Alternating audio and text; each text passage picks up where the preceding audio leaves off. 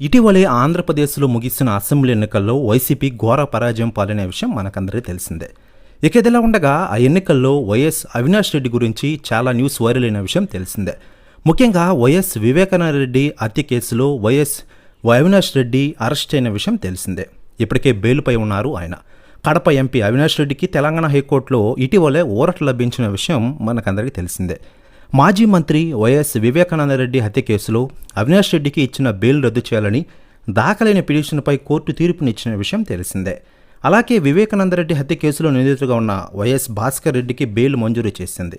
అనారోగ్య కారణాలు దృష్టిలో పెట్టుకుని భాస్కర్ రెడ్డికి బెయిల్ ఇచ్చిన high court Kadapa MP YS Avinash రెడ్డికి మంజూరు చేసిన ముందస్తు బెయిల్ రద్దు చేయాలంటూ ఆ కేసులో అప్రూవర్గా మారిన దస్తగిరి పిటిషన్ వేసిన విషయం మనకందరికీ తెలిసిందే. ఇక ఇదిలా ఉండగా ఇటీవల జరిగిన ఆంధ్రప్రదేశ్ ఎన్నికల్లో ఆయన కడప ఎంపీగా పోటీ చేసి గెలుపొందారు వైఎస్ అవినాష్ గారు.